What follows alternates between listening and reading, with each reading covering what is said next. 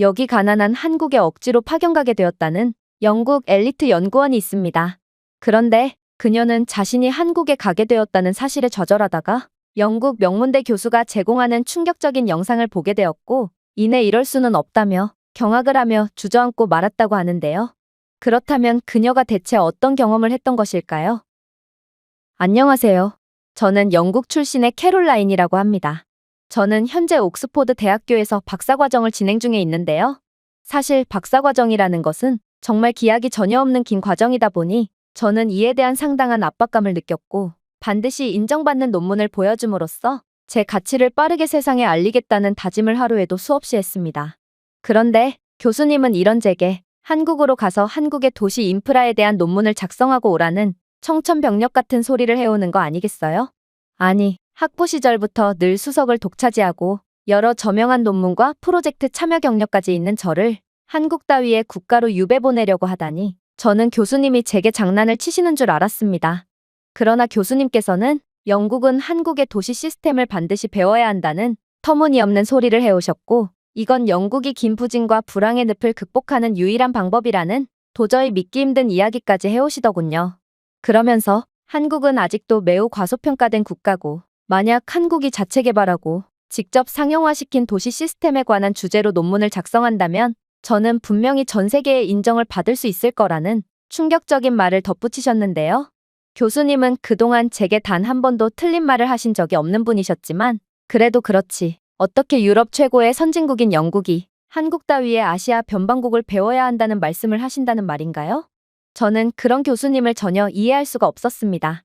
그러나 교수님께서는 제가 한국에 가지 않는다면 다른 학생을 한국으로 보낼 것이고, 그렇게 된다면 저는 일생일대의 기회를 놓친 셈이 된다며 겁까지 주셨기에, 그렇게 저는 반강제로 한국으로 떠나게 되었습니다. 그런데 저는 한국 공항에 도착하자마자 충격적인 경험을 하게 되었습니다. 왜냐하면 교수님께서는 한국에 막 도착한 제게 긴급 화상회의를 진행해야 한다는 연락을 보내오셨거든요. 아니, 도대체 교수님이 무슨 말씀을 하시는 거란 말인가? 일단 영국에서는 화상 채팅을 할 만큼의 속도를 가진 데이터를 구매하려면 엄청난 비용이 들 뿐만 아니라 화상 채팅은 데이터 사용량도 압도적으로 많기에 저는 화상 채팅을 하는 것만으로 한국에서 사용하려고 가져온 생활비를 전부 사용하게 될 것이 분명했어요. 그래서 저는 화상 채팅을 진행할 만한 자금이 없다며 항변했고, 제가 안정적인 와이파이가 제공되는 전문적인 임대 사무실을 찾기 전까지는 화상회의 진행이 어렵다고 답변했죠. 그런데 교수님께서는 그런 제게 충격적인 답장을 해오는 거 아니겠어요? 캐롤라인, 그게 도대체 무슨 소리니? 방금 전에 한국의 공항에 도착했다고 하지 않았니? 한국은 공항뿐만 아니라 모든 공공장소에서 안정적인 초고속 와이파이를 제공하는 나라야. 한국은 세계 최초로 전국의 5G 인프라망을 구축한 IT 선진국이라는 것도 모르는 거니? 장차 영국의 도시계획을 총괄하게 될 녀석이 이런 것도 모르면 어떻게 하니? 역시 총괄자 또한 직접 부딪히며 경험해봐야 해. 매일같이 책상에 앉아 펜때만 굴리니까 세상 돌아가는 것을 전혀 모르지. 아니, 교수님께서 도대체 무슨 말을 하시는 거라는 말인가? 분명 저는 그동안 진심으로 교수님을 존경해왔지만 이번만큼은 연로하신 교수님이 노망이 든 게 아닐까 싶은 생각이 들었을 정도로 저는 교수님의 말씀에 정신이 아득해져 왔는데요. 그래도 교수님의 말씀은 말씀이니 저는 기대 없이 화상회의에 입장하기 위해 주섬주섬 노트북을 꺼냈습니다. 그런데 놀랍게도 한국의 인천공항에는 화상회의를 진행할 수 있을 만한 개별적인 회의실이나 책상 등이 이곳저곳에 설치되어 있는 거 아니겠어요? 덕분에 저는 공항의 아늑한 곳에 자리를 잡고 노트북을 켰고, 이내 와이파이를 연결하고 화상회의실에 접속하게 되었습니다. 그런데 그렇게 진행된 팀 화상회의는 말도 안 될 정도로 고화질로 순조롭게 진행되는 거 아니겠어요?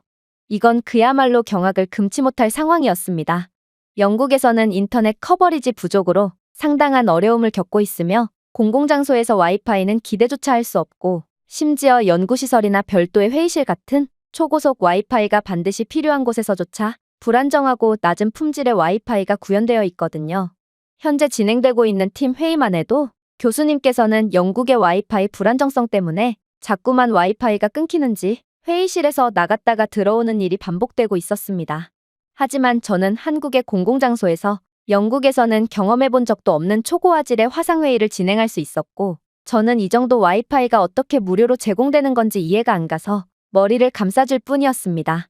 그리고 그렇게 회의를 마무리한 후 교수님은 제게 경악을 금치 못할 말씀을 해오셨죠.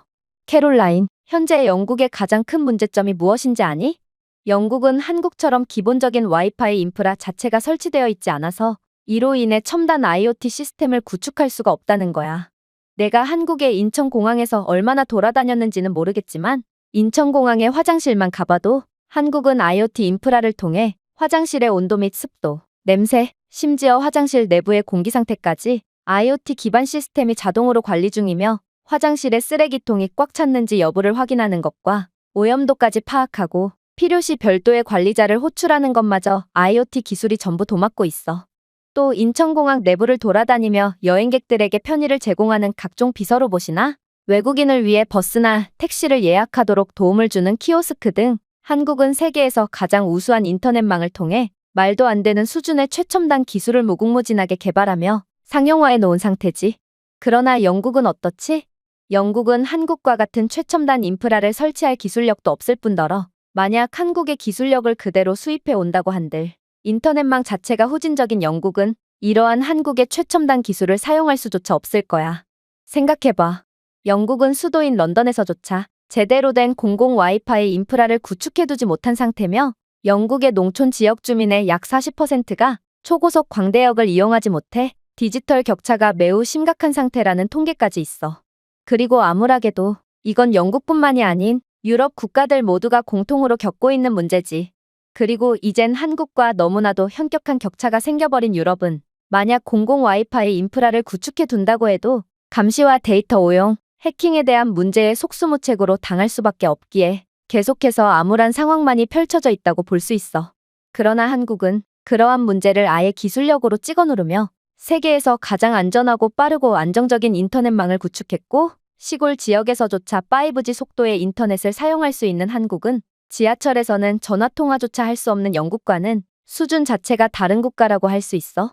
저는 교수님의 말씀에 그저 벙찔 수밖에 없었습니다.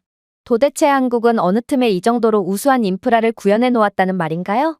그러나 이러한 한국에 대한 감탄도 잠시 저는 이내 열등감인지 분노인지 모를 희한한 감정을 느끼게 되었죠. 그도 그럴 것이 영국은 계속해서 내리막길을 걷기만 하는 게 현실인데 그저 아시아의 변방국쯤으로 생각했던 한국마저 영국을 완전히 압도하는 인프라를 보여주고 있다니 이건 추후 영국의 도시 시스템을 계획하고 총괄하는 것을 꿈꾸고 있는 제게 엄청난 좌절감과 박탈감을 안겨주었거든요. 그래서 저는 어떻게든 한국의 후진적인 면모를 포착해내요. 그래도 아직 영국은 아시아 국가에 마저 추월당하는 후진적인 국가는 아니라는 사실을 밝히기로 했습니다. 사실 저는 영국의 여러 인프라 프로젝트를 진행하면서 공항 등의 대규모 공공시설에서 볼 수 있는 하나의 공통점을 발견하기도 했는데 어차피 예산은 한정되어 있고 모든 곳을 최첨단 인프라로만 채울 수는 없기에 아무리 대규모 투자를 감행한 공공시설이더라도 자세히 보면 열악한 모습 하나쯤은 반드시 찾아볼 수 있다는 것이었습니다. 그리고 사람들은 자신이 없는 부분은 가장자리에 잘 보이지 않는 곳에 숨기려고 하는 경향이 있기에 저는 한국 공항의 구석구석을 낱낱이 살펴보며 제 열등감을 해소하기 위해 추잡한 탐색을 하기 시작했죠. 그러나 제가 이러한 지저분한 탐험을 지속할수록 적어도 한국에서 저는 계속해서 말도 안 되는 장면만을 목격할 뿐이었습니다. 일단 한국은 공항에 마저 고속철도 인프라를 설치해둔 상태였는데요.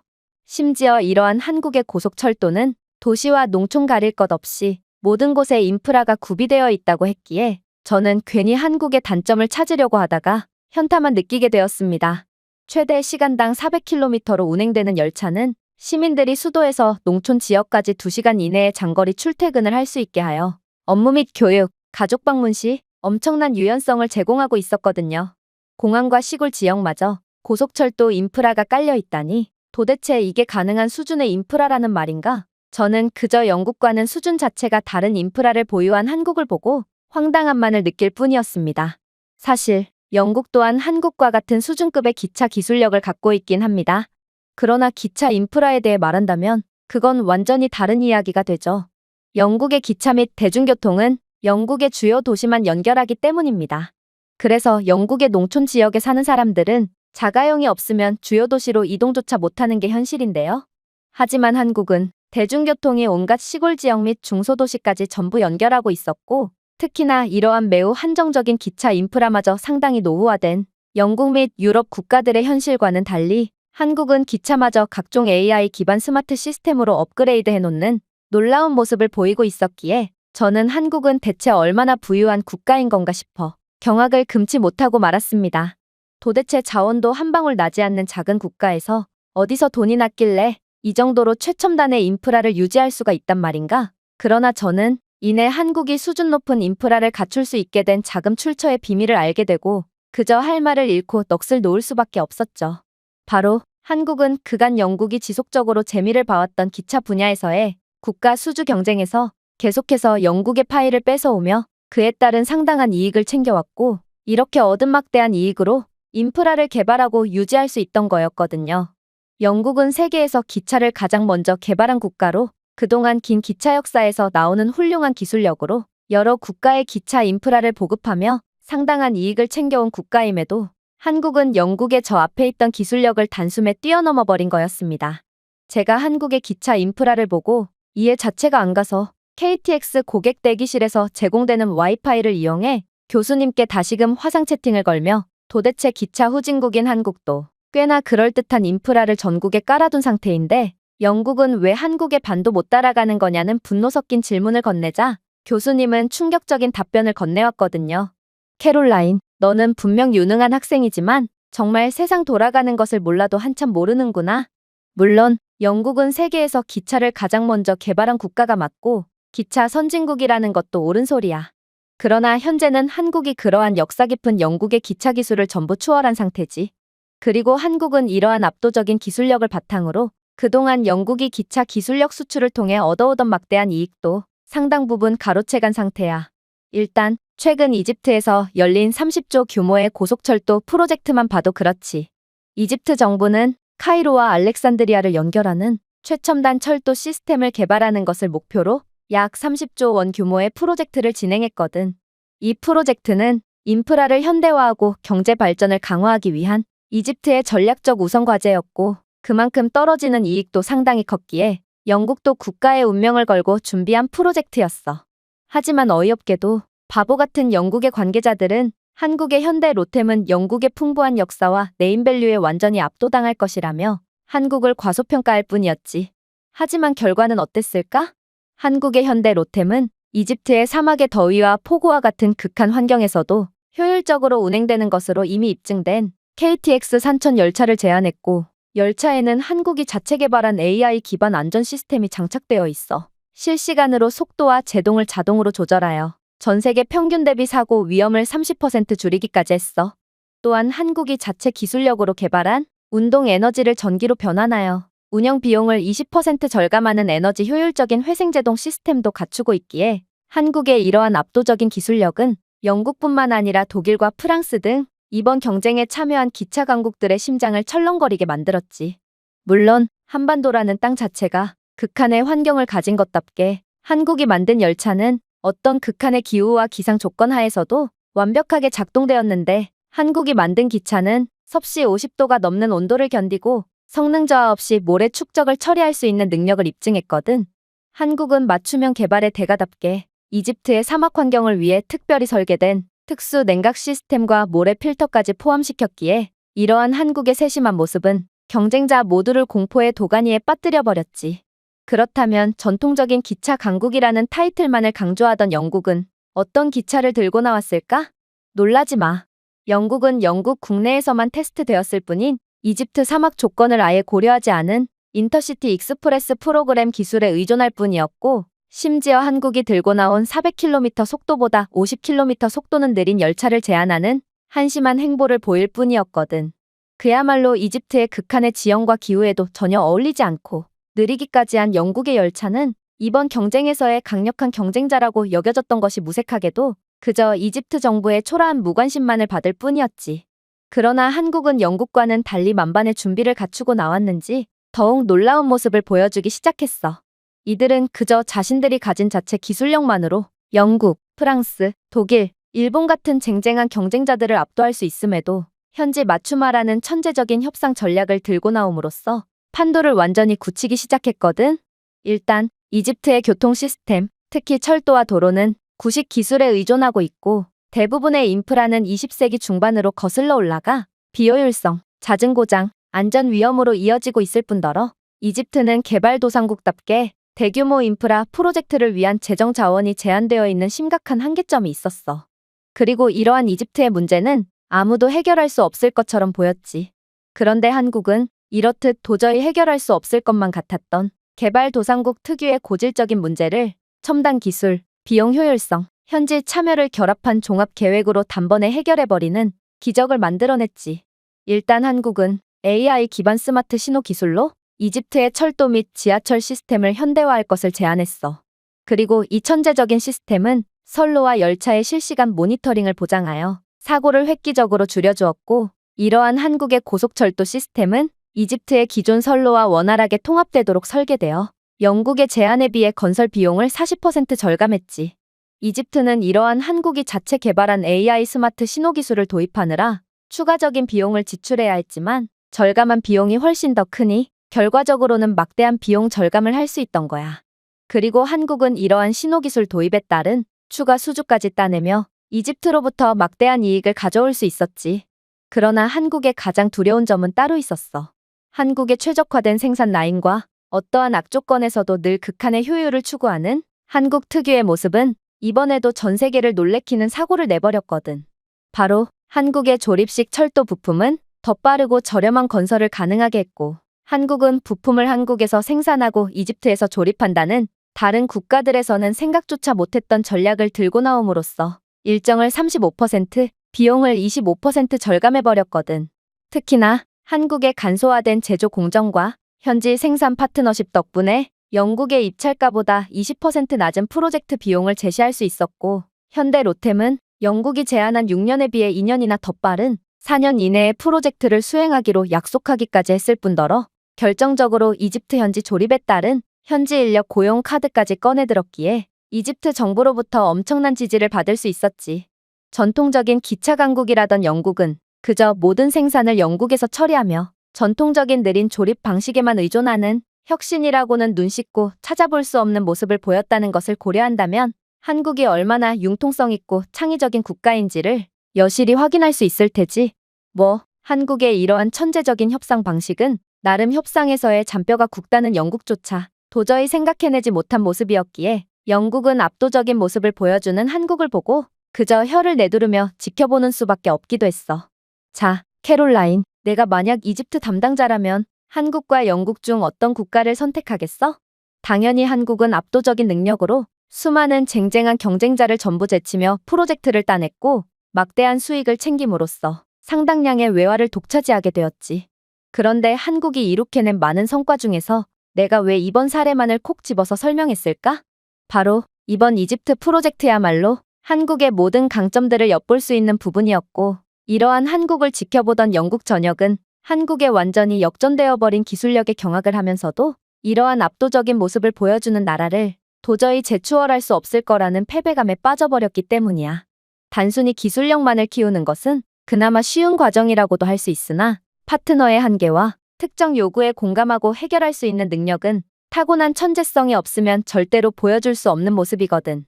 한국은 맞춤형 미래지향적 솔루션을 제공함으로써 혁신과 이해가 결합되어 글로벌 무대에서 성공적인 결과를 창출할 수 있음을 입증했고, 이는 영국이 도저히 구현해낼 수 없는 모습이므로 한국의 압도적인 성공은 더더욱 영국 전역을 소름돋게 하고 있는 거지. 그러나 많은 사람들이 놓치고 있는 한국의 가장 섬뜩한 점은 따로 있어. 바로 한국은 그저 이번 프로젝트에 대해서만 이익을 얻게 된 것이 아니기 때문이지. 실제로 이 프로젝트는 한국의 고속철도 전문성을 보여주는 글로벌 쇼케이스가 되어 한국은 중동과 동남아시아에서 추가 계약을 체결하게 되었거든. 현대로템이 막대한 규모의 이집트 프로젝트를 따내게 되면서 신뢰할 수 있는 파트너로서 한국의 명성이 높아졌을 뿐만 아니라 영국 및 독일, 그리고 프랑스와 일본까지 기존의 기차 강국이라고 평가받던 국가들은 고객 맞춤형 요구를 충족시키기 위해 기술을 조정하지 못했다는 비판에 직면하여 한국에 비해 혁신의 격차가 커지고 있다는 것을 만천하에 공개해버렸거든. 덕분에 한국은 기존의 여러 나라로 분산되던 계약을 독차지하게 되면서 엄청난 규모의 계약을 싹 쓸어버리고 있는 거야. 그야말로 한국은 기술력 하나로 전 세계 외화를 전부 털어먹고 있는 거지. 자, 캐롤라인, 이제 내가 왜 한국으로 가게 되었는지 이해할 수 있겠지? 너는 지금껏 한국을 별 볼 일도 없는 국가로 생각했지만 현실은 어떻지? 한국은 압도적인 기술력뿐만 아니라 현지에 공감을 하며 추가적인 계약까지 줄줄이 따내는 천재적인 협상 능력을 가졌고, 이건 전 세계에서 유일하게 한국만이 가진 능력이므로 한국이 계속해서 승승장구하는 데는 다 이유가 있다는 거야. 저는 교수님의 주장에 그저 넋을 놓고 말았습니다. 한국이 이 정도로 선진국일 줄은 전혀 예상치도 못했고, 솔직히 영국뿐만 아니라 유럽 국가들이 전부 한국에 덤빈다고 해도 절대로 한국을 이기지 못할 것 같았거든요. 하지만 그렇게 얼이 빠진 채 인천공항에서 빠져나오고 한국의 이곳저곳을 돌아다녀 보니 저는 한국은 더욱 놀라운 모습들을 감추고 있었다는 사실을 인지하게 되었습니다. 일단 도로부터가 그랬죠. 한국은 도로에 차량들이 엄청나게 많았음에도 이상하리만큼 혼잡도가 덜하다 싶었더니 저는 알고 보니 한국은 이미 스마트 교통관리 시스템을 구축해둔 국가로 혼잡을 줄이고 이동시간을 개선하기 위해 AI 기반 교통관리 시스템을 사용하고 있다는 사실을 알게 되었거든요. 한국은 도대체 몇 수 앞을 내다본 건지 도로에는 교통흐름, 차량 속도, 사고에 대한 데이터를 수집하는 IoT 센서와 CCTV 카메라가 장착되어 있었고, 이 정보는 AI가 처리하여 교통 신호를 동적으로 조정하고 차선 사용을 최적화하며 운전자에게 대체 경로를 제공하고 있더라고요. 덕분에 한국은 출퇴근 시간 등에 정기적으로 막히는 구간과 시간대를 진작에 파악하고 신호를 동적으로 조정해서 교통 체증을 최소화하고 있던 거였고, 또 한국인 운전자들은 애초에 시간대별로 최적화된 경로를 지시받고 도로 교통망을 200% 효율적으로 사용하고 있었기에 한국 도로에는 수많은 자동차가 질비해 있음에도 자동차 숫자에 비해 터무니없을 정도로 최적화된 도로교통 상태를 유지하고 있던 거였습니다. 영국의 런던만 해도 유럽 최고의 도시라는 이미지와는 달리 최악의 교통 혼잡으로 인해 도로 한가운데에서 30분 동안 아무것도 못하고 꼼짝없이 갇혀있는 것이 일상화되었지만, 한국은 이러한 AI로 구동되는 시스템 덕분에 피크 시간대의 혼잡을 30%에서 40%까지 줄일 수 있었다고 하더라고요. 저는 이제 이러한 상식을 파괴하는 한국에 놀라기도 지쳐 그저 고개를 푹 숙일 뿐이었는데요. 영국인들은 낡아빠진 시스템 때문에 몇 시간이라는 귀중한 시간을 그저 도로 위에서 허무하게 날려버리고 있다면, 한국은 낭비되는 시간 없이 빠르게 혼잡 속에서 벗어나고 있었고, 이렇듯 전 국민이 영국인들보다 하루에 1시간 이상을 더욱 효율적인 곳에 사용할 수 있는 한국은 영국보다 더욱 가파른 발전을 할 수밖에 없던 거였습니다. 물론 한국의 길거리 상태도 놀라움의 연속이었죠. 일단 저는 밤새 한국의 도시 모습을 둘러보며 그야말로 한국의 선진적인 점을 배우기 위해 혼신의 힘을 다했는데요. 그런데 한국의 길거리는 늘 먼지 하나 없이 깔끔했고, 또 조명 상태도 훌륭했기에 밤에도 낮인 것처럼 안전하고 밝은 모습을 자랑하고 있더라고요. 영국의 길거리에는 각종 쓰레기는 양반이고, 이게 사람의 것인지 동물의 것인지 정체를 알 수 없는 대소변들이 길가에 널려 있기에 도저히 산책을 하려야 할 수가 없는 상황인데요. 특히나 영국은 가로등 인프라도 매우 형편없어서 가로등은 10수년 전에 고장나서 동작 자체를 안 하고 있는 상태로, 이 때문에 어두운 밤길에는 각종 범죄의 위험으로 가득 차 있습니다. 그리고 가장 암울한 점은 이러한 문제는 전혀 해결될 기미가 보이지 않고 있다는 거죠. 왜냐하면 계속해서 침체만을 겪고 있는 영국은 애초에 한국처럼 도시를 안전하고 깔끔하게 유지할 능력조차 없게 되었거든요. 그러나 한국은 한번 잘 구축해둔 최첨단 인프라 하나로 아예 유지비용 자체를 들이지 않고도 최고의 도시 인프라를 유지하고 있었습니다. 일단 깔끔한 길거리만 봐도 그렇습니다. 한국의 대부분의 인프라는 IoT 및 AI 기술을 통해 유지비용 자체를 들이지 않도록 설계해 놓았는데요. 길거리 쓰레기통은 가득 찼을 때 알림을 보내 시민들이 쓰레기통을 이용할 수 없어 길거리에 쓰레기를 버리는 문제를 애초에 방지하고 있었거든요. 한국의 나처럼 밝은 밤의 모습에 대해서도 충격적인 비밀이 숨겨져 있었죠.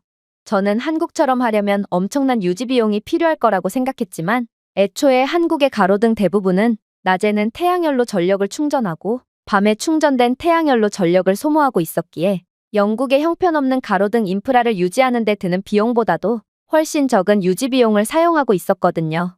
즉, 한국은 뛰어난 기술력을 통해 이러한 인프라 유지를 위한 비용 지출이 없도록 하고 있었고, 저는 이젠 한국인들이 미치도록 부러워지기 시작했습니다.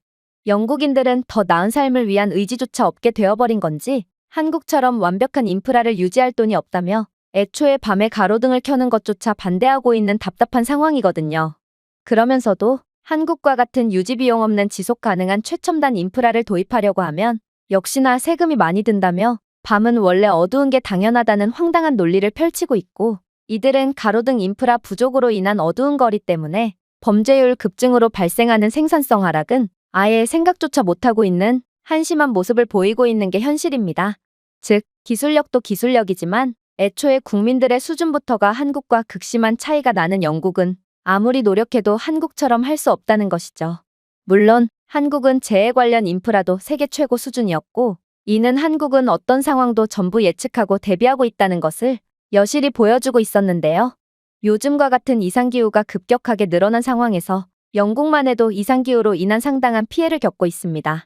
그러나 영국은 엄청난 피해를 보면서도 이건 그저 일시적인 현상일 뿐 곧 정상으로 돌아오겠지라는 안일한 마음가짐만을 가질 뿐이죠.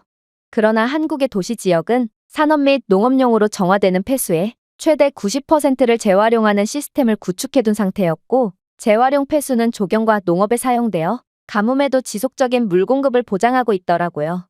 즉, 한국의 시민들은 이상기후로 인한 물 부족 상황에 대한 참사로 피해를 볼 가능성이 전혀 없다는 것입니다. 물론 한국이 자체 개발했다던 홍수 방지 시스템도 놀라웠어요. 한국의 첨단 배수 시스템은 IoT 센서를 사용하여 폭우 시 수위를 모니터링하고 도시 홍수를 완전히 방지하고 있었거든요. 영국은 아직도 노후화된 인프라를 가지고 있기에 예기치 못한 폭우가 내릴 때면 괴멸적인 피해를 피할 수가 없는데요. 그리고 최근 들어 이상기후 때문에 홍수로 인한 피해가 점점 잦고 극심해졌음에도 영국은 한국처럼 완전한 대비를 할 기술력도 시민들의 인식도 부족한 상황이죠. 하지만 한국은 역시나 사람들의 의식 수준과 기술력 모두 세계적인 수준이었고, 덕분에 모든 상황에 대한 대비를 철저하게 해놓을 수 있던 거였습니다.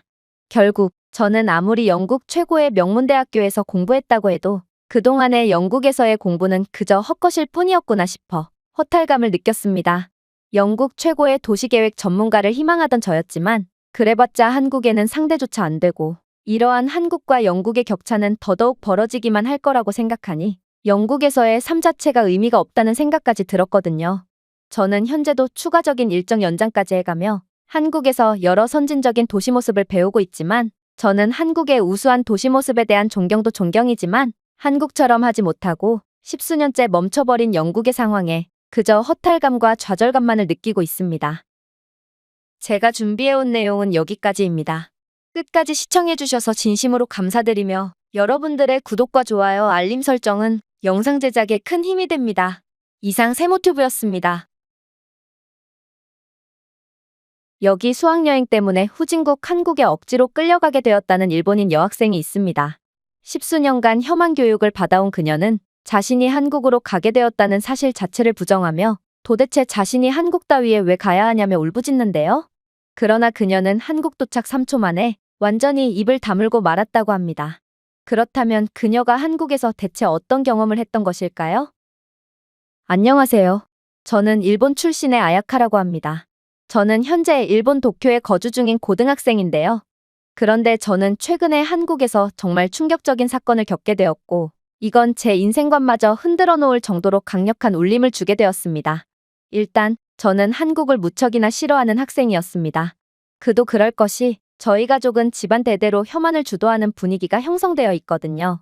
할아버지는 혐한 시위까지 나가며 이상하리만큼 한국에 적대적인 감정을 내보이셨고, 아빠 또한 할아버지의 영향을 받아서인지 매일같이 혐한 TV 채널을 시청하시며 한국은 가난하고 무식한 나라이므로 한국인과는 절대로 엮여서는 안 된다며 매일같이 열띤 주장을 하시곤 했죠. 이런 집안의 분위기 속에서 자란 저였기에 저도 자연스레 한국에 대한 반감을 가질 수밖에 없던 것입니다. 그래서 저는 자연스레 다른 일본인들도 저처럼 한국을 싫어하는 줄 알았죠. 실제로 제가 매우 어렸을 때까지만 해도 한국은 일본에 비해 떨어지는 국가가 맞았고, 한국에 대한 관심이나 호감을 가지는 일본인들은 거의 없었는데요. 하지만 제가 초등학교, 중학교, 고등학교에 입학하는 등 점차 성장함에 따라 이러한 혐한의 분위기는 완전히 달라지기 시작했어요. 특히나 제가 고등학생이 된 지금 한국에 대한 우호적인 분위기는 극에 달한 상태인데요. 저를 제외한 대부분의 친구들은 어느 정도의 한국어를 할 줄 아는 상태이며 모였다 하면 매일같이 한국 드라마에 대한 열띤 토론까지 벌이고 있으니 이건 한국을 싫어하고 한국 콘텐츠를 일절 소비하지 않는 저로서는 도저히 어울릴 수가 없는 상황이었습니다. 그래서 저는 점차 소외되기 시작했고 급기야 한국을 싫어하는 저는 이상하고 구시대적인 아이라는 이미지까지 형성되며 그야말로 따돌림까지 당하게 되었습니다. 저는 그런 일본인 친구들을 보고 한심함을 느낄 뿐이었어요. 분명 아빠의 말로는 한국 드라마 속의 한국의 모습은 전부 거짓이며 실제의 한국은 찢어지게 가난해서 일본으로 일자리를 구하러 오는 중이라고 했거든요. 그러나 이러한 제 한국에 대한 반감을 내비칠수록 저는 더더욱 따돌림을 당하며 급기야 한국을 좋아하지 않는다는 이유만으로 가방이나 학용품이 변기에 빠진다거나 하는 심각한 따돌림을 당해야 했습니다. 그도 그럴 것이 현재 저희 반의 학생들 중 대부분은 일본에서의 대학교를 희망하거나 혹은 일본에서의 일자리를 희망하는 것이 아닌 죄다 한국 대학교로의 유학이나 한국에서 직장을 갖기를 희망하고 있었는데요. 이들은 정말로 국가 자체가 정체된 일본은 미래가 없고 한국에 간다면 더 많은 기회와 연봉을 보장받을 수 있다고 확신하고 있더라고요. 그래서 제가 한국에 대한 욕을 하면 이들은 자신의 미래가 공격받았다고 생각해서 그만큼 제게 무차별적인 따돌림을 가하는 거였습니다.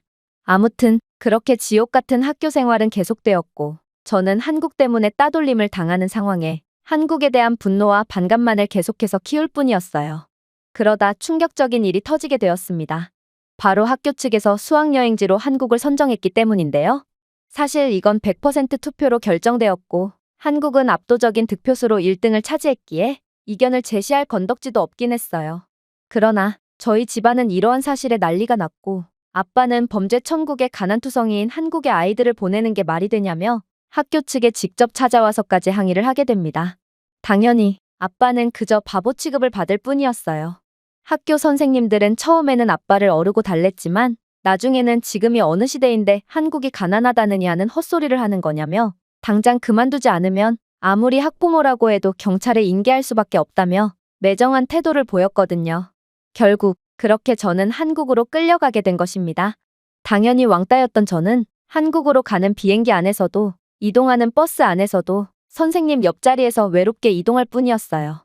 그리고 저는 한국 여행 자체가 시간 낭비라고 생각했기에 아이들과 함께 한국을 둘러보는 게 아닌 그저 대여를 이탈하고 근처 카페에서 휴식이나 취할 계획을 가질 뿐이었죠. 어차피 저는 존재감도 없어서 대여를 이탈한다고 해도 아이들이나 선생님들 전부 저를 찾지 않을 것이고 오히려 저라는 존재가 사라진 것에 대한 만족감을 표할 것이 분명했거든요. 그런데 그렇게 도착한 북촌 한옥마을에서 저는 경악을 할 수밖에 없었습니다. 왜냐하면 한국의 건축물들은 죄다 일본을 따라한 것이고 저는 한국의 관광지에서 어떠한 영감도 받지 못할 거라고 생각했던 것과는 달리 북촌 한옥마을의 한옥들은 일본의 전통 가옥들보다 훨씬 멋진 자태를 보여주고 있었거든요. 그래서 저는 그저 한옥마을 구석에서 시간이나 때우기로 다짐했지만 홀린 듯 한옥마을을 구경할 수밖에 없었습니다. 그리고 저는 북촌의 전통 가옥들이 늘어선 모습을 보자마자 역사와 근대가 완벽하게 조화를 이루며 공존하는 다른 세상에 발을 디딘 듯한 느낌을 지울 수 없었죠. 주위를 둘러보니 자연 그 자체의 경의를 표하듯 우아하게 하늘을 향하고 있는 한옥의 곡선 지붕의 감탄이 절로 나왔고 이 집들은 단순한 건물이 아니라 나무, 돌, 점토로 정성껏 만든 예술 작품으로 세월의 인고를 견뎌냈다는 점에 더더욱 경이로움을 느낄 수밖에 없었습니다. 이건 분명 일본의 전통 가옥의 모습과는 완전히 다르다고 할 수 있었죠. 일본 건축은 정밀함과 미니멀리즘에 중점을 두고 있지만 가파른 지붕 등의 실용적이지 않은 디자인을 사용하고 있어 지나치게 엄격하고 차갑게 느껴지곤 하거든요. 그러나 일본의 전통 가옥들과는 다른 한옥이 제공하는 따뜻함과 생동감을 절정으로 느낄 수 있는 부분은 따로 있었습니다. 한옥은 모든 세부 사항에 사려 깊은 마음이 내재되어 있었거든요. 개방적이고 매력적인 안뜰은 단순한 공간이 아니라 사람과 자연 사이에 살아있는 연결고리의 역할을 하고 있었고 작은 정원부터 가족들이 모이는 장소까지 이 안뜰이 삶으로 가득 차 있는 모습을 보면 한국 문화에 깊이 뿌리내린 공동체의 중요성을 떠올릴 수밖에 없었죠. 이건 분명 일본의 개인주의에 특화된 가옥의 형태와는 완전히 느낌 자체가 다른 모습이었습니다. 하지만 더욱 놀라웠던 점은 따로 있었습니다. 이 한옥마을은 과거로 가는 관문처럼 느껴지지만 현대 한국의 기술력을 보여주는 곳이기도 했거든요. 좁은 차선을 걷다 보면 휴대폰에 QR코드만 있으면 쉽게 접근할 수 있는 한옥에 대한 풍부한 이야기를 제공하는 디지털 가이드를 발견할 수 있었고, 길도 편안함을 위해 세심하게 포장되어 있어 전통과 오늘날의 여행자들의 니즈를 결합한 상태였죠. 일본에서는 이렇듯 오래된 것과 새로운 것의 조합을 성공적으로 완성해 놓은 적이 없기에 한옥마을은 제게 더욱 특별하게 느껴졌습니다. 일본은 오직 전통만을 강조한 나머지 다 쓰러져가는 전통가옥 마을에는 전통 보존을 명목으로 어떠한 기술적인 인프라도 구축해놓지 않는 상황이거든요. 이건 전통을 빙자한 도태일 뿐이고, 일본은 한국처럼 과거와 미래를 완벽하게 조화시킬 자신과 능력이 없을 뿐이라고 볼 수 있습니다. 하지만 한국은 그러한 조화를 성공적으로 완성시켜 놓은 것이죠. 그러나 이러한 한국의 생각 이상이었던 전통가옥보다 더욱 놀라웠던 점은 바로 한국인들 그 자체였어요. 저는 한옥마을을 둘러보면서 여러 한국인들을 마주치게 되었는데요. 분명 아빠와 할아버지의 말씀으로는 한국인들은 일본을 못 잡아먹어서 안달이고, 만약 한국에서 일본인인 것을 들키면 폭행과 약탈은 기본이고 입에 담지도 못할 끔찍한 일을 당하게 된다고 했고, 저는 이번 한국행에서도 일본인임을 들키지 않으려고 한국어가 적혀져 있는 별도의 옷을 구매하기까지 했어요. 그러나 한국인들은 도대체 어떻게 알았는지 제 겉모습만 보고도 일본인임을 3초 만에 알아차렸고, 제게 영어를 구사하며 환대를 해주더라고요. 특히나 방금 전까지만 해도 서로 모여서 다과회를 벌인 것으로 추정되는 한국인들은 떡과 전통차를 나르다가 저와 마주치더니 한국에 온 것을 환영한다며 떡과 전통차를 무료로 건네기까지 했는데요. 솔직히 저는 순간적으로 이들이 일본인인 제게 해를 끼치려고 독이라도 탄 줄 알고 흠칫 놀랄 수밖에 없었습니다. 아빠에게 아주 단단히 세뇌되어 버린 저였기도 했지만, 일본에서는 이렇듯 모르는 사람에게 무료 음식을 제공하는 일 따위는 절대로 없거든요. 시라카와고의 전통마을만 해도 거주민들은 외부인을 거의 혐오 수준으로 싫어하고, 말을 걸어봐도 미소만 지을 뿐 그저 무시한 채 제가 할 길을 가버리곤 하죠. 그런데 어떻게 한국인들은 자국민도 아닌 일본인일 뿐인 제게 이렇게나 환대를 해줄 수가 있단 말인가요? 그러나 이러한 의심도 잠시, 저는 한국 전통차의 깊고 향기로운 냄새에 도저히 버틸 수가 없었고, 그렇게 개걸스럽게 전통차와 떡을 해치워버렸습니다. 역시나 독 따위는 들어있지 않았고, 한국인들은 아빠의 말과는 달리 일본인인 제게도 최고의 환영을 해준 거였더라고요. 그렇게 저는 혼란스러운 감정을 가지며 계속해서 이동하게 됩니다. 그리고 한옥마을이 멋진 건 인정하겠지만, 그래도 한국은 청결면에서 형편없는 수준을 갖고 있을 거라고 생각하며 화장실에 들르게 되었죠. 일본이 워낙 깨끗한 나라기도 하고, 분명 아빠가 즐겨보는 일본 극우 방송에서는 한국인들은 더럽고 비위생적이라 음식을 손으로 먹는 사람들이라고 했거든요. 저는 이런 사람들이 사용하는 화장실은 반드시 더러울 수밖에 없을 거라고 생각했습니다. 그런데 저는 북촌 한옥마을에 있는 공중 화장실에 입장하자마자 경악스러운 장면을 목격하게 되었죠. 왜냐하면 이곳은 분명 여러 사람들이 사용하는 관광지의 공중 화장실이었음에도 극한의 청결과 최첨단 시스템이 당연하다는 듯 떡하니 존재하고 있었거든요. 일단 한국은 누구나 사용할 수 있는 공중 화장실이었음에도 온열 시트가 달려있는 고급형 비데뿐만 아니라 모션 센서가 달려있는 수도꼭지, 그리고 내장형 공기청정기까지 갖추고 있었는데요. 이건 일본의 5성급 호텔에서도 볼 수 없는 멋진 인프라였기에 저는 경악을 넘어 이젠 황당함을 느낄 뿐이었어요. 일본의 화장실이 깨끗한 건 사실이지만, 그래도 이러한 기술적인 인프라는 절대로 찾아볼 수 없고, 특히나 관광지 한가운데에 있는 화장실이라면 아무리 청결을 위한 노력을 쏟아도 결국 지저분할 수밖에 없거든요. 그러나 한국은 유동인구가 많은 화장실이라도 극한의 청결 상태를 유지하고 있길래 어떻게 이게 가능한 건가 싶었더니, 알고 보니 한국의 화장실에는 쓰레기통이나 바닥 등의 상태를 감지하는 IoT 센서가 존재했고, 쓰레기통을 비워야 할 때나 청소가 필요할 때 담당 부서에 자동으로 알림을 보내주고 있었기에 일본보다 훨씬 효율적이고 깔끔하게 화장실을 유지할 수 있는 거였습니다. 그야말로 한국은 기술력을 통해 일본의 가장 큰 장점인 청결에 대한 부분까지 전부 뛰어넘어 버렸던 것입니다. 특히나 화장실 청결은 일본인들이 가장 자부심 있어 하는 부분이었기에 저는 한국의 이러한 말도 안 되는 청결의 모습에 몇 분간 멍 때리며 큰 충격을 받을 수밖에 없었죠. 그러나 한국의 놀라운 모습은 이제 시작일 뿐이었습니다. 솔직히 저는 이쯤 되자 한국은 제가 생각했던 것과는 차원이 다른 국가임을 눈치채긴 했지만, 그래도 자존심을 부리며 도저히 한국이 일본보다 훨씬 나은 국가라는 것을 인정할 수 없었는데요. 그래서 저는 이곳 북촌 한옥마을에서 단점을 찾기 위해 눈에 불을 켜고 주위를 둘러보게 되었습니다. 그리고 웬 외국인들이 키오스크에 몰려들며 웅성대는 장면을 목격하게 되는데요. 저는 외국인들이 한국의 후진적인 면모를 포착하고 충격의 웅성거림을 보여주는 것이라 확신했고, 그렇게 외국인들이 모여있는 곳으로 향하게 되었습니다. 그런데 저는 그들이 모여있는 키오스크를 보자마자 큰 충격을 받고 머리를 감싸줄 수밖에 없었습니다.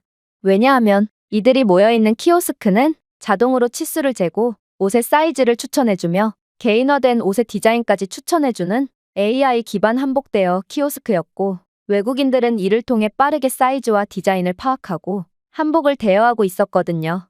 저는 이러한 외국인 인파에 휩쓸려 한복을 대여할 생각도 없었음에도 키오스크를 통해 30초 만에 한복 사이즈와 디자인까지 추천받게 되었고, 제가 추천받은 사이즈는 유아용 한복이었기에 민망함에 얼굴을 붉히며 키오스크에서 내려올 뿐이었어요. 저는 그저 일본인 평균 신장일 뿐이었음에도 이 정도 키는 한국에서는 거의 어린이 수준으로 작은 모양이었고, 아무래도 한국인들의 평균 신장은 일본인보다 훨씬 더 큰 것 같았습니다. 사실 일본의 피팅룸은 매우 깔끔하긴 하지만 그저 비좁은 하나의 공간밖에 없기에 엄청난 줄을 서가면서 일일이 피팅을 해야 하는 게 현실인데요. 그러나 한국은 기술력 하나로 그러한 기다림의 과정을 전부 생략해버리다니 저는 뭐 하나 빼놓을 점이 없는 한국의 모습에 그저 혀를 내두를 뿐이었어요.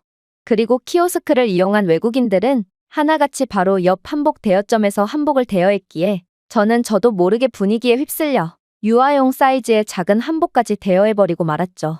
만약 아빠가 제가 한국의 전통의복을 돈까지 주고 빌려 입었다는 것을 알게 된다면 정말 집에서 그대로 쫓겨날 게 분명했지만 아무튼 워낙 소심한 저였기에 도저히 그러한 분위기를 거스를 수가 없었습니다. 솔직히 한복은 기모노를 베낀 아류작이라고 생각했던 저였지만 한복의 아름다운 자태는 분명 특별했고, 특히나 한복은 제게 잘 어울리기까지 했기에 한복의 만족감은 훨씬 더 컸는데요. 그러나 저는 한복을 입고 신나서 가벼운 발걸음으로 이동하던 와중 똑같이 한복을 대여한 뒤 서로의 사진을 찍어주고 있는 반 친구들과 마주치게 되었고, 친구들은 제 한복을 입은 모습을 보고 저보고 이중인격자라고 말하는 듯한 혐오스러운 표정을 지었기에 그렇게 저는 풀이 죽어 사람들이 없는 곳으로 이동했죠. 솔직히 저는 제 한복을 입은 모습을 사진으로 남기고 싶었습니다. 한복이 먼저인지 기모노가 먼저인지를 떠나 한복과 북촌 한옥마을의 조화는 정말 아름다웠고, 평소에 통사진을 찍지 않는 저조차 완전히 매혹시켜버렸거든요. 하지만 저는 친구가 전혀 없었고 저를 혐오스럽다는 듯 쳐다보는 반 친구들의 모습을 보아하니 도저히 이들이 제게 사진을 찍어줄 것 같지 않았기에 그저 한숨을 쉬며 고개를 푹 숙일 뿐이었죠. 하지만 그렇게 체념한 채 발걸음을 옮기던 와중 저는 충격적인 장면 하나를 목격하게 되었습니다. 바로 제 앞에는 셀프 서비스 사진 부스가 설치되어 있었기 때문인데요. 이 사진 부스는 AI 프레이밍 기술을 사용해서 북촌 한옥마을뿐만 아니라 다양한 한국의 관광지를 배경으로 자연스럽게 사진을 찍어주었고, 심지어 자동 보정 기능까지 제공했기에 저는 이곳에서 만족스러운 사진을 찍을 수 있었습니다. 하지만 저는 이러한 최첨단 사진 부스에서 사진을 촬영하고 나오자마자 그대로 엄청난 후회를 하고 말았습니다. 왜냐하면 한국인들은 제가 사진을 찍고 싶다는 것을 어떻게 알았는지 제게 사진을 찍어주겠다며 먼저 다가와 주었거든요.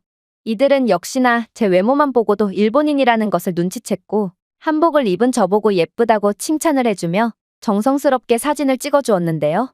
저는 어쩌면 한국인들은 일본인인 제가 자신들의 전통의복을 입은 것에 대해 약간은 불쾌감을 드러낼 수도 있겠다고 생각했지만, 한국인들은 자국의 문화를 존중해주는 사람들에게 더욱 큰 환대를 베풀어주는 사람들이었고, 심지어 이들은 생전 처음 보는 저를 위해 5분 이상의 시간을 투자해주며 사진을 찍어주었기에 저는 많은 인생샷을 건질 수 있었습니다.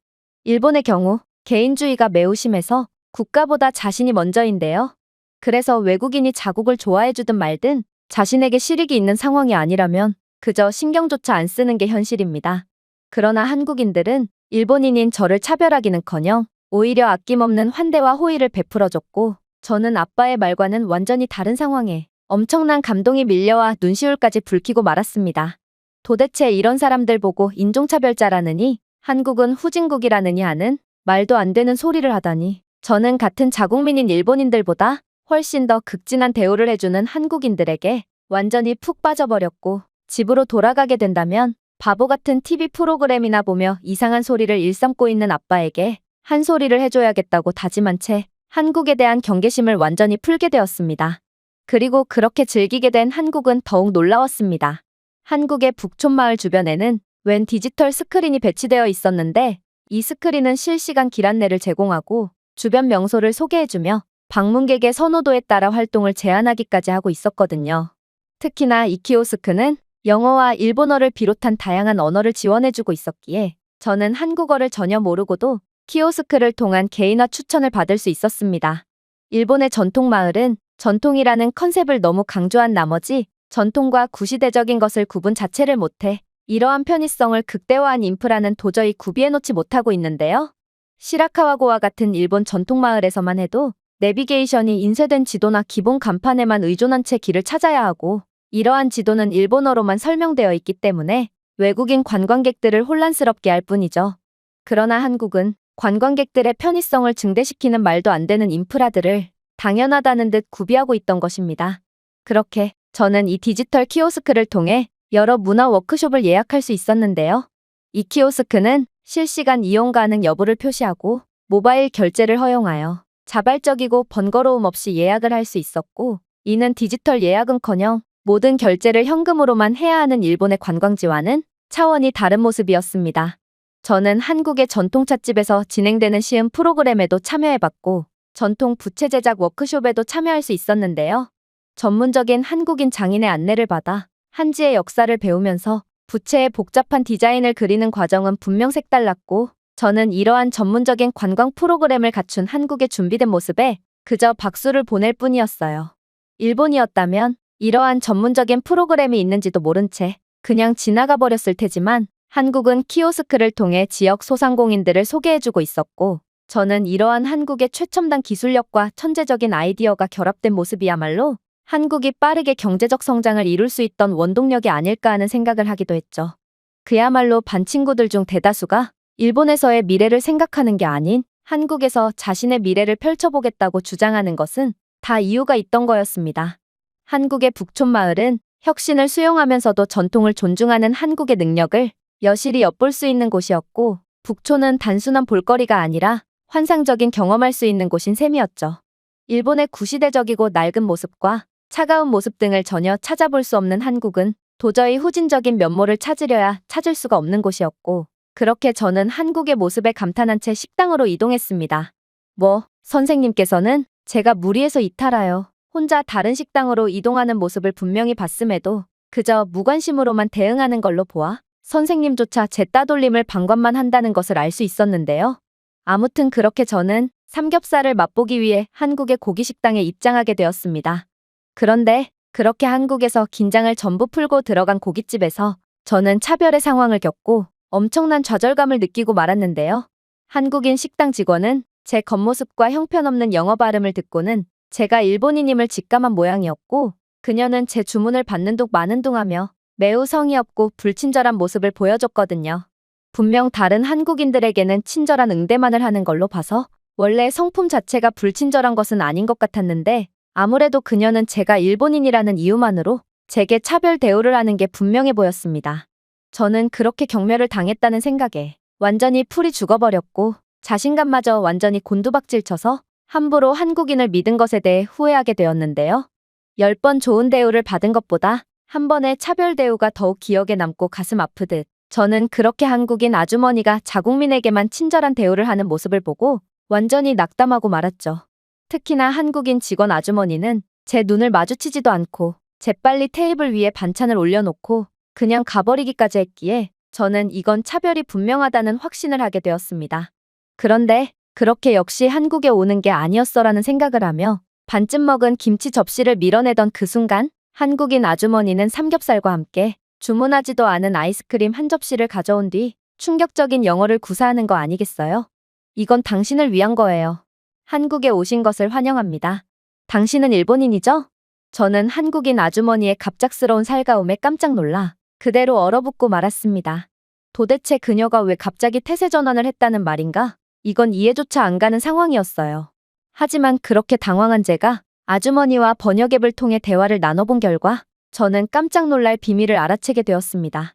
알고 보니 아주머니는 매우 바쁘기도 했지만 영어를 전혀 못하셨기에 제 주문을 듣는 둥 마는 둥 했던 거였고 저와 영어로 대화하는 것이 두려워 눈을 피하셨던 거였습니다. 그리고 제게 환영한다는 영어를 구사했던 것도 몰래 주방에서 연습해온 거였죠.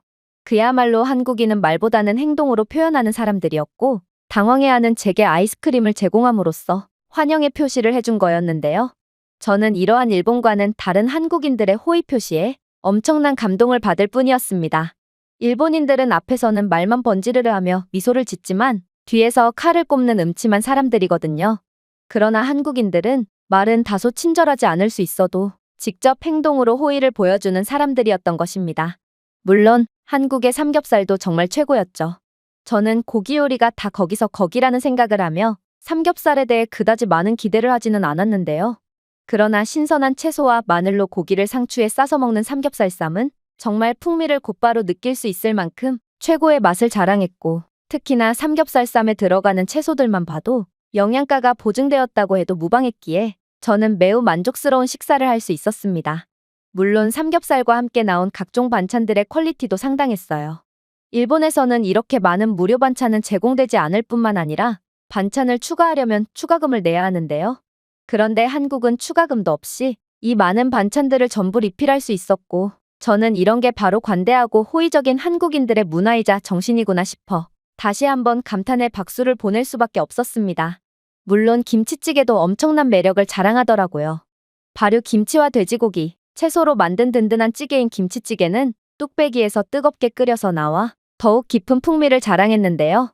물론 김치찌개는 일본인인 제가 먹기엔 다소 맵긴 했지만 묵은 김치의 톡 쏘는 맛과 진한 국물이 어우러져 오래도록 인상을 남겼고 저는 한국이야말로 발효 음식을 어떻게 만드는지를 아는 천재적인 음식 문화를 가진 국가라는 것을 완전히 인정할 수밖에 없었습니다.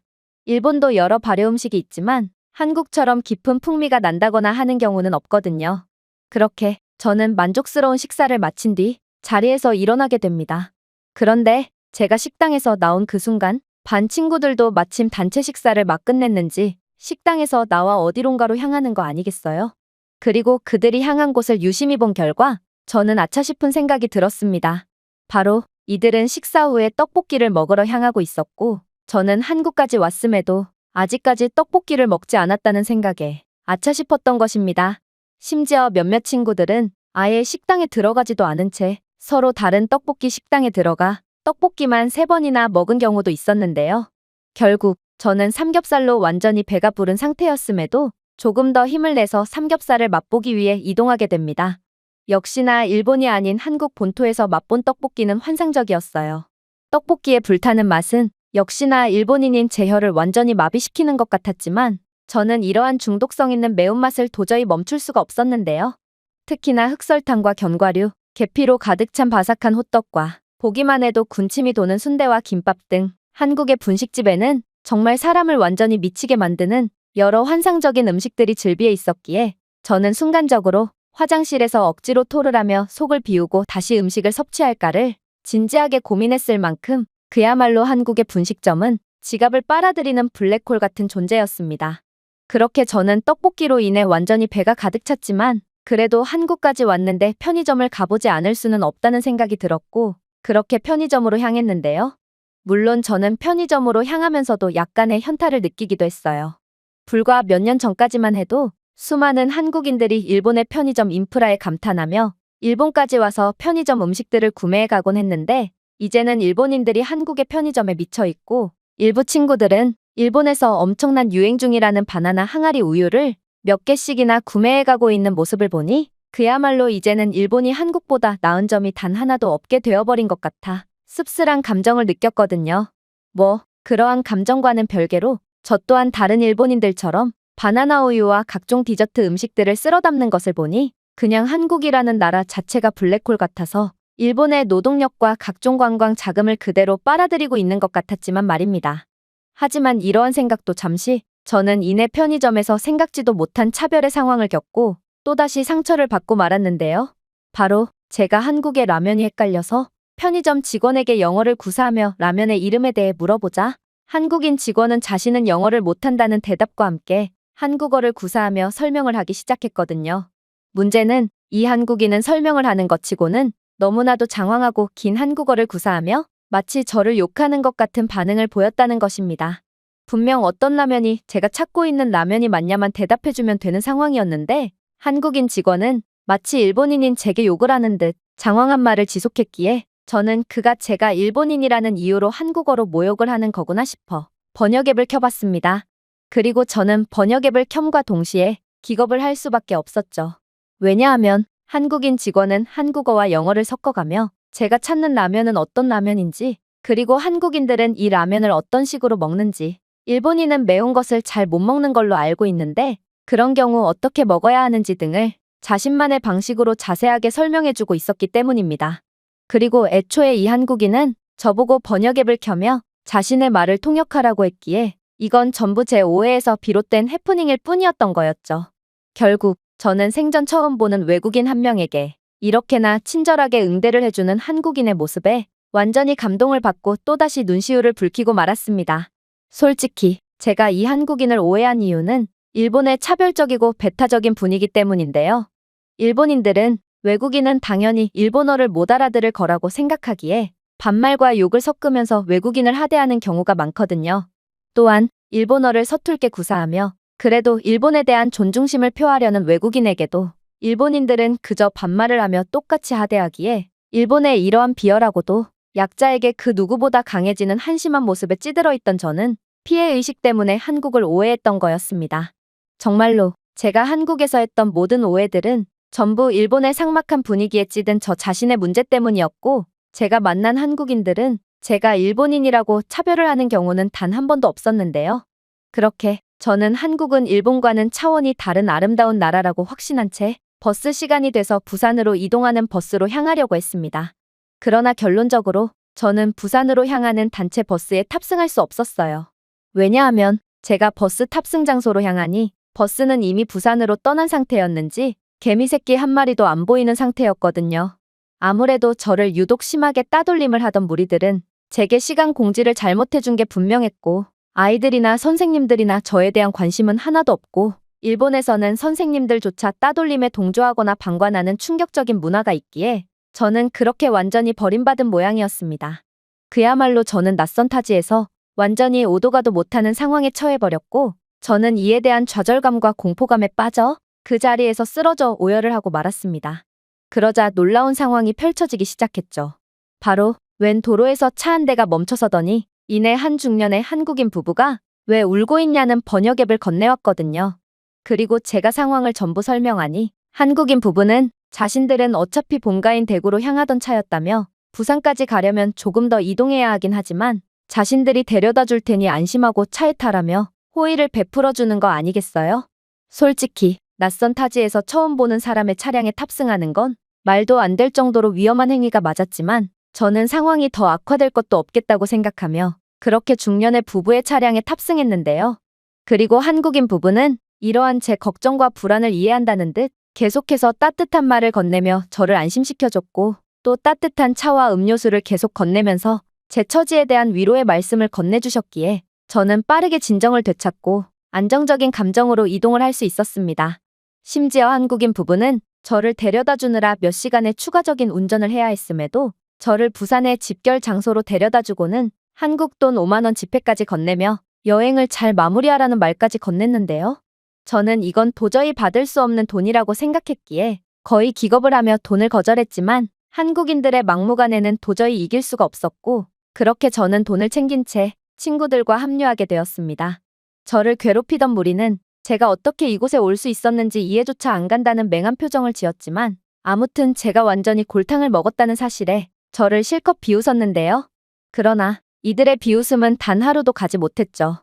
왜냐하면 중년의 부부는 제 학교와 이름 등을 상세히 물어보길래 왜 그러나 싶었더니 알고 보니 이 한국인 부부는 괴롭힘을 당한 저희 상황을 일본 학교 측에 직통으로 항의했기에 이 항의는 그대로 선생님에게 전해져 따돌림을 주도하고 방관한 선생님과 학생들 모두 초상집 분위기가 되어버린 거였습니다.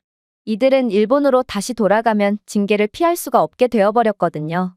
그렇게 부산에서는 저 혼자만 즐거운 여행이 계속되었고, 저는 한국인들은 제게 살면서 단 한 번도 받아본 적 없는 호의를 베풀어줬을 뿐만 아니라 아무도 해결하지 못한 따돌림 문제를 해결해 주기까지 한 상황에 완전한 존경과 감사를 느낄 수밖에 없었습니다. 그리고 한국에 대한 존경심으로 똘똘 뭉친 저는 여행이 끝나고 일본으로 다시 돌아가자마자 혐한에 빠져 있는 아빠에게 분노 섞인 일침을 가했죠. 저는 한국은 일본 따위와는 비교도 안 되는 경제대국이자 선진국이고 사람들도 음습한 일본 사람들보다 훨씬 착했다며 침을 튀어가며 연설을 이어갔는데요. 특히나 저는 아빠에게 한 번만 극우 채널을 보다가 제게 걸리면 저는 그대로 가출을 해버리겠다는 엄포까지 놓았기에 아빠는 평소에 얌전하기만 했던 저희 완전히 달라진 모습에 그저 어리 빠진 표정을 지을 뿐이었습니다.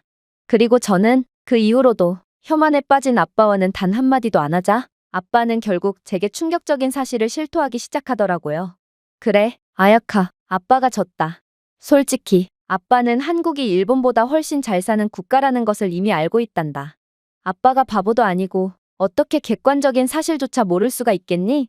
다만 아빠는 할아버지께 혐한 교육을 수십 년간이나 받기도 했고 한국이 일본보다 잘 사는 게 배가 아팠기에 그저 현실을 애써 외면한 채 한국을 욕해왔던 거야. 일본은 정체되어 있고 혹은 계속해서 추락 중이지만 한국만 잘 나가는 게 너무 배가 아팠거든.